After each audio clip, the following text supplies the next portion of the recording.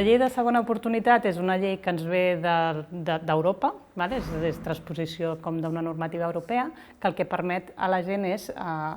eliminar tot el nivell de deute que té i poder tornar a començar de nou. Si han de donar uns requisits, s'han de complir uns requisits, però la finalitat és que la gent pugui sortir i no hagi d'estar de per vida amb aquest sobreendeutament arrossegant-lo i que, per tant, pugui tornar a tenir una vida tant a nivell personal com també a nivell econòmic.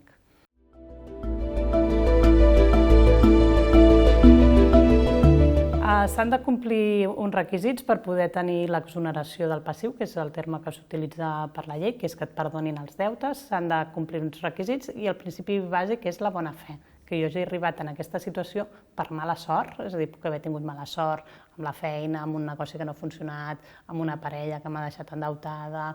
per tema d'addiccions o per tema de salut mental, puc haver arribat a aquesta situació de sobreendeutament per mala sort, però el que no ha d'haver-hi és mala fe. No he enganyat, no he ocultat, no he obrat de manera amb mala fe. Si compleixo, aquest és el requisit bàsic i també hi ha no tenir antecedents penals en temes de patrimoni, no tenir sancions amb Hisenda amb Seguretat Social. Aquests són bàsicament els requisits que s'han de complir i a partir d'aquí tens accés a aquesta llei.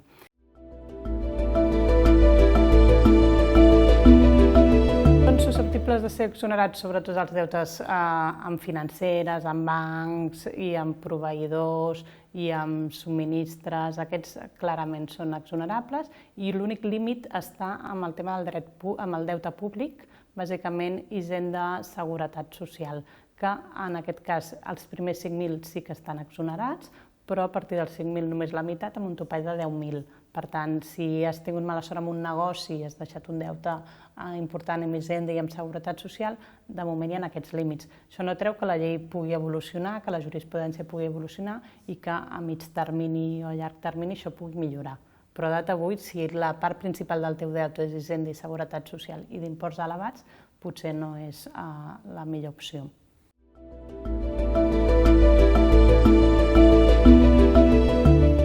Quan vas a la llei de segona oportunitat, el que has de fer és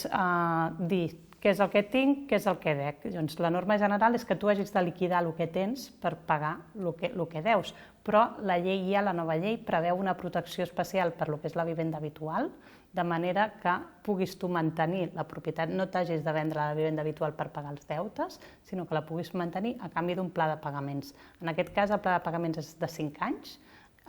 i complint aquest pla de pagaments tu podràs mantenir la teva vivenda encara que el valor d'aquesta vivenda sigui superior a la hipoteca. En el cas que el valor de la vivenda sigui més o menys com la hipoteca, inclús podries acabar sense pla de pagaments perquè s'entén que si tu compleixes amb el pagament de la hipoteca,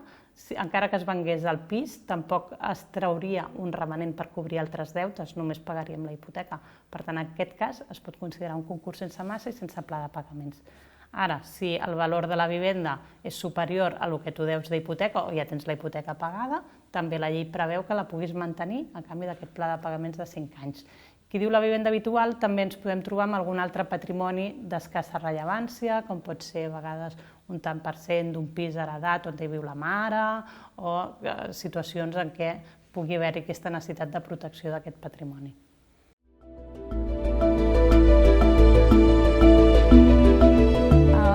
S'ha de fer un procediment judicial i això sempre comporta uns costos i un temps i aquí hi ha dues opcions, segons si es té o no es té patrimoni. Quan no es té patrimoni, que es diu que és un concurs sense massa, el procediment és relativament ràpid i senzill si cap dels acreedors hi posa pegues, que normalment per deutes petits no acostuma a passar. Es complica una mica més quan o es té patrimoni o s'està percebent unes nòmines superiors a el que seria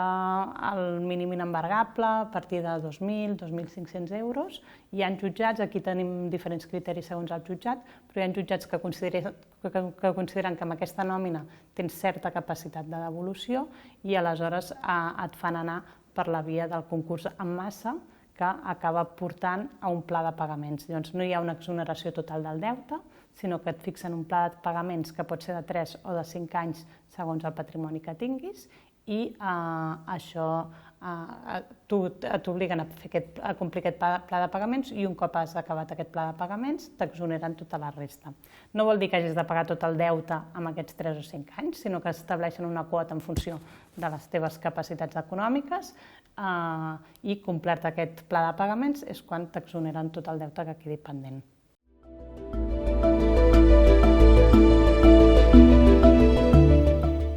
Un cop has pogut fer aquest procediment, sí que se t'exoneren els deutes i les entitats estan obligades a treure't de la seva llista de morosos i deixar-te de seguir reclamant aquests deutes. Això no treu que a vegades triguem una miqueta, perquè les entitats triguen una miqueta, però si passat aquest temps et segueixen reclamant algun d'aquests deutes, pots fins i tot tu reclamar danys i perjudicis perquè la llei preveu expressament, la finalitat de la llei és que tu puguis acabar sortint de tots aquests registres i que, per tant, puguin tornar a confiar en tu en el futur i, per tant, et puguis rehabilitar també en la teva vessant econòmica.